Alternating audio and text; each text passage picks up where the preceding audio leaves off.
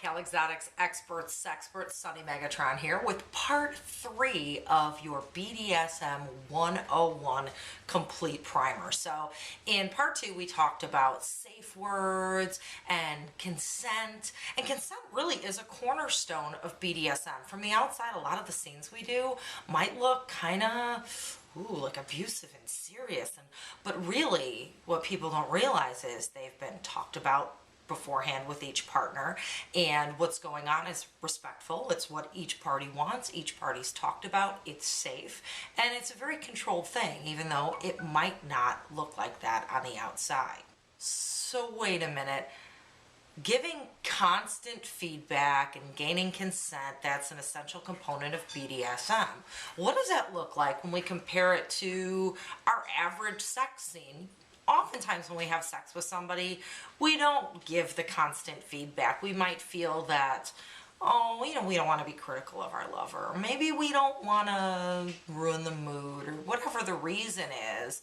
We don't always say what we want. But now we're doing something where that's a part of the game, saying, I want this, I want that, and tailoring the scene specifically for you. So really, that lays the framework for exploring our fantasies with our partners, which again, that's a thing that's hard for some of us to do. Some of us, we shout from the rooftop, oh, my fantasy's always been this or that. And some of us are a little more shy, or maybe our fantasy, we feel like it's a little out there and it's hard to share. Or maybe we haven't sat down and really thought about like, what is my fantasy? I'm always the one fulfilling the other person's fantasies. So what is your fantasy? Some of us might have really specific fantasies. I want my lover to wear red and to be eating an orange and to rub my feet, or whatever it is. And some of us have more generalities, maybe the mood of what we want.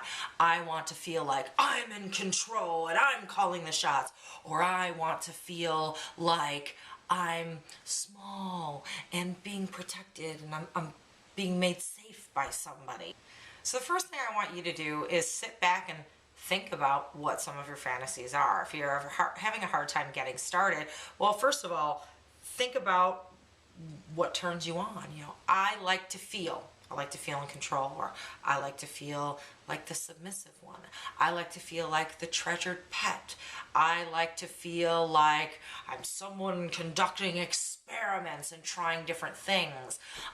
Whatever it is, figure out what you like to feel and then start to construct your scene from there. A lot of what I've been talking about puts you in one or two categories, right? Either a dominant person or a submissive person. But what if you're going, I don't know what I am. I don't know if I'm dominant. I don't know if I'm submissive. Well, if you're really not sure, start playing around with your partner. Nobody says you have to say, I pick submissive and that's what I am all the time.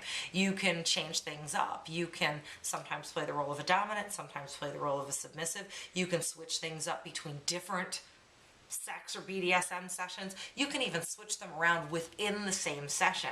There are no rules when it comes to that. You're doing what feels good to you and your partner.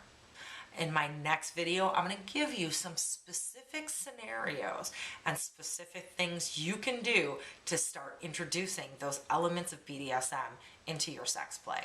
Until next time, I'm California Exotic Novelties expert, SunnyMegatron.